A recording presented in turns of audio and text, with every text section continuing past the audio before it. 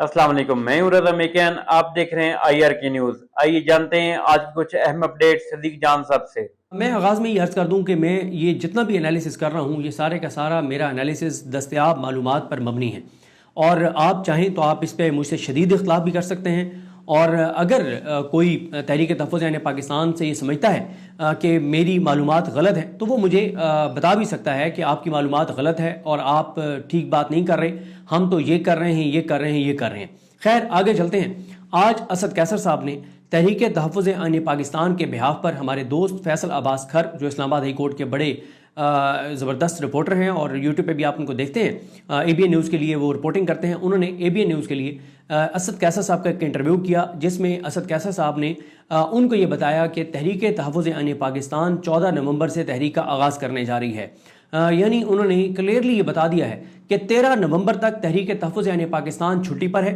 13 नवंबर तक क्योंकि हुकूमत ने 27वीं आईनी तरमीम करनी है, तो लिहाजा 27वीं आईनी तरमीम 13 तक क्योंकि हुकूमत ने करनी है, तो 13 तक तहरीक तहफ़्फ़ुज़ यानी पाकिस्तान छुट्टी पर है। इस वक्त तक जब मैं ये वीडियो रिकॉर्ड कर रहा हूँ, हमें तहरीक तहफ़्फ़ुज़ यानी पाकिस्तान की कोई बड़ी एक्टिविटी नज़र नहीं आई। इससे बड़ा वाज़ेह है कि तहरीक तहफ़्फ़ुज़ यानी पाकिस्तान ने शिकस्त तस्लीम कर ली है, या तहरीक तहफ़्फ़ुज़ यानी पाकिस्तान ने इस निज़ाम और इस हुकूमत के सामने सरेंडर कर दिया है। अब इन दोनों में से कोई एक चीज़ हो सकती है, कोई तीसरा रास्ता नहीं हो सकता। या तो यह है ना कि आप पस पर्दा डील कर लेते हैं, और अगर ये कोई ऐसी बात हुई है, या एक और रास्ता भी हो सकता है कि महमूद हसन चकज़ई साहब को किसी ने ये यकीन दहानी कराई हो कि महमूद हसन चकज़ई साहब, आपने 27वीं आईनी तरमीम का रास्ता नहीं रोकना, आप इसको होने दें, सब कुछ हम हुकूमत से ले रहे हैं, आपका कुछ नहीं जाना, आपके साथ तो पहले भी यही हो रहा है और 27वीं आईनी तरमीम हो या ना हो यही रहना है। लेकिन अगर आप 27वीं आईनी तरमीम में सहूलतकारी करते हैं और कोई रेजिस्ट नहीं करते, मजामत नहीं करते, हमारे रास्ते में कोई रुकावट नहीं डालते, तो हम आपको यकीन दहानी कराते हैं कि आप लोगों के लिए हम आसानियां पैदा करेंगे। अगर ये है तो ये भी हो सकता है, लेकिन इसके अलावा कोई चीज़ नहीं हो सकती। या ये पसे पर्दा कोई डील है, या पसे पर्दा कोई यकीन दहानी है, और ये यकीन दहानी वही ट्रक की बत्ती होगी, या फिर ये सरेंडर है। कोई चौथा रास्ता मुझे नजर नहीं आता। अगर इससे आप इख्तलाफ करते हैं तो आप मुझे बताएं उसकी वजह क्या है। आज 6 दिन हो गए हैं, पब्लिक डोमेन में ये बात आ चुकी है कि 27वीं आईनी तरमीम आई ही आई, लेकिन इन 6 दिनों में तहरीक तहफ़्फ़ुज़ यानी पाकिस्तान ने सिवाय एक प्रेस कॉन्फ्रेंस के कुछ नहीं किया। और आज असद कैसर साहब तहरीक तहफ़्फ़ुज़ यानी पाकिस्तान के बिहाफ पे, और ये मैं असद कैसर साहब की ज़ात पे कोई तनकीद नहीं कर रहा, और उन्होंने ये बात तहरीक इंसाफ के बिहाफ पे नहीं की, उन्होंने ये बात तहरीक तहफ़्फ़ुज़ यानी पाकिस्तान के बिहाफ पे किया। क्यों? क्योंकि इमरान खान साहब ने फैसला साजी का इख्तियार तहरीक तहफ़्फ़ुज़ यानी पाकिस्तान को दे दिया है। तहरीक इंसाफ के पास फैसला साजी का इख्तियार नहीं रहा मज़ामत के हवाले से, तहरीक के हवाले से। सुहेल आफरीदी मज़ामत बयानात के जरिए कर सकते हैं, अवामी राब्ता मुहिम बढ़ा सकते हैं, तंजीमात को एक्टिव कर सकते हैं, तैयारी कर सकते हैं, लेकिन सुहेल आफरीदी कॉल नहीं दे सकते। कॉल अगर देनी है तो वह तहरीक तहफ़्फ़ुज़ यानी पाकिस्तान ने देनी है। लेकिन यहाँ पे मसला क्या है? मसला ये है कि एक मतलब आप हुकूमत को कहते हैं कि तो जैसे हुकूमत वो इधर से हुकूमत और इदारे पैगाम भेज रहे हैं कि तुम्हारी ऐसी की तैसी, और जाहिर है उधर से शफीला जान ने भी बयान दिया, उसने कहा अगर तुम ये कहते हो तो हम कहते हैं तुम्हारी ऐसी की तैसी। और कल सुहेल आफरीदी ने जो गुफ्तगू की वो बहुत ही सख्त गुफ्तगू है, लेकिन हकाइक पे मबनी थी।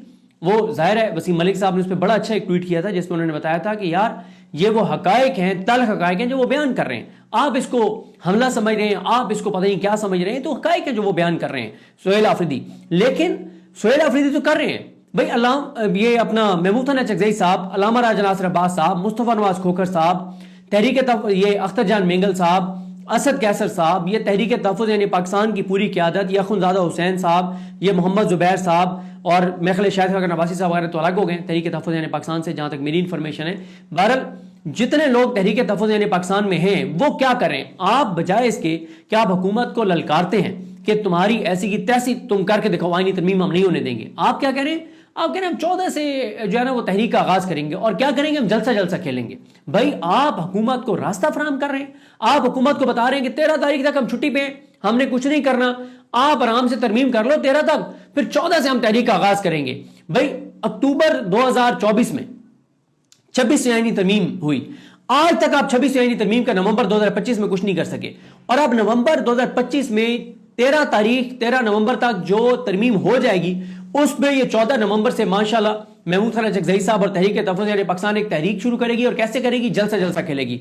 बलोचिस्तान में तो आप जलसा कर नहीं सके, آج آپ کو بلوچستان میں اگلوں نے جلسہ کرنے نہیں دیا، آپ وہاں پہ حیدرآباد میں جلسہ کر لیں گے تو آپ کون سا تیر مار لیں گے جی؟ کیا ہو جائے گا اس جلسے سے؟ اس حکومت کو کوئی فرق پڑتا ہے جلسوں سے؟ اس حکومت کو کوئی فرق نہیں پڑتا۔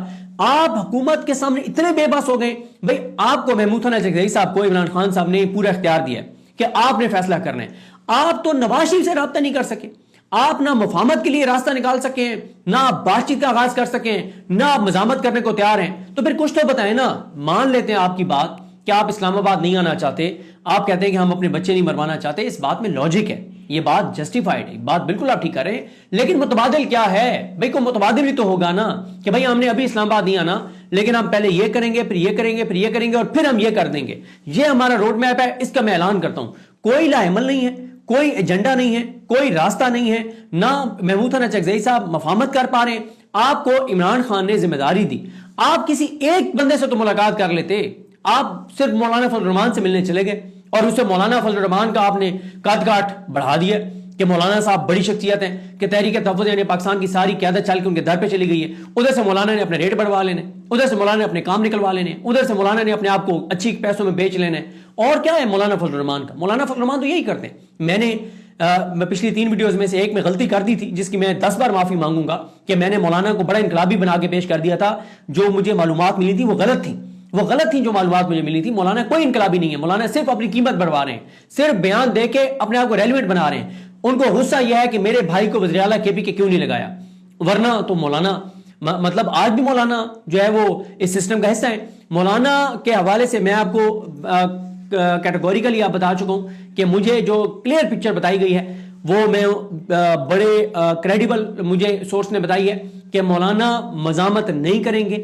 جب یہاں پہ 27 یعنی ترمیم پاس ہو رہی ہوگی، مولانا صاحب بنگلہ دیش گھوم پھر رہے ہوں گے۔ آپ اندازہ لگائیں بھائی، اگر آپ اتنے مزاحمت کرنے والے ہیں تو آپ کریں نا مزاحمت، یہاں پہ آپ کہیں نا لوگوں کو کہ بھائی میں نکل رہا ہوں، ایسی کی تیسی کر کے دکھائیں نہیں ترمیم۔ تو مولانا صرف بیانات دے کے لوگوں کو بیوقوف بنانے کی ناکام کوشش کر رہے ہیں۔ میرے جیسے لوگ بیوقوف بن گئے، لیکن میں نے بھی معافی مانگ لی ہے، اور بھی جو بیوقوف بنے ہیں، میں فہیم اختر ملک صاحب کو بھی کہتا ہوں کہ آپ بھی معافی مانگ لیں۔ یہ رضوان غلزئی صاحب، اسد چودھری صاحب، وسیم ملک صاحب وہاں جا کے بڑی ٹویٹس کرتے رہے رات کو، اور میں اس سے ٹریول کر رہا تھا، اور میں بڑا طویل سفر کر کے آ رہا تھا، اور یہ ہمارے دوست اتنے ایکسائٹڈ تھے کہ ہم کو بہت بڑی ملاقات مولانا سے کر کے آ گئے ہیں، پہنچو بس پہنچو، ہم نے ملنا ہے، بہت کچھ ہے بتانے کے لیے۔ میں گیا، ادھر سے وسیم ملک صاحب بتائیں، ادھر سے اسد چودھری بتائے، ادھر سے رضوان غلزئی بتائے، ادھر سے فیصل عباس خر بتائے، سارے اتنے کہ مولانا ڈٹ گیا جی، مولانا نے کہا ایسی کی تیسی پھیر دوں گا۔ میں بھی انفلوئنس ہو گیا، بھائی اتنے آپ کے قریبی یار آپ کو کہہ رہے ہوں اور جن پہ آپ اعتماد بھی کرتے ہو، مطلب اسد چودھری صاحب کے حوالے سے تو ہم کہتے ہیں کہ وہ ہمارا برین ہے، مطلب ہم ان سے سیکھتے ہیں، وہ ہمیں گائیڈ کرتے ہیں، ہمیں کہتے ہیں یار تم نے یہ غلط کیا، تم نے یہ ٹھیک ہے۔ وہ اسد چودھری بھی فہیم اختر ملک صاحب کے انفلوئنس میں آ کے اور مولانا کے نعرے لگا رہے تھے کہ مولانا ڈٹ گئے جی، مولانا مزاحمت کریں گے، خاک مزاحمت کریں گے مولانا صرف اپنی قیمت بڑھوا رہے ہیں معذرت کے ساتھ۔ اسد چودھری بھی بیوقوف بن گیا، رضوان غلزئی بھی بیوقوف بن گیا، لالا فہیم اختر تو ویسے ہی مولانا صاحب کی محبت میں گرفتار ہیں، ان کو تو ہم کچھ نہیں کہتے کیونکہ وہ بہت مولانا سے بہت پیار کرتے ہیں، بہت محبت کرتے ہیں مولانا سے۔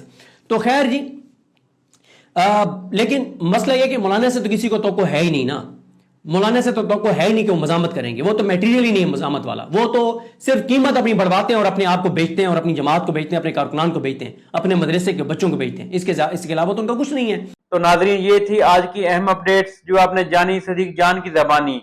اسی کے ساتھ اپنے میزبان رضا میکن کو اجازت دیجیے، اللہ حافظ۔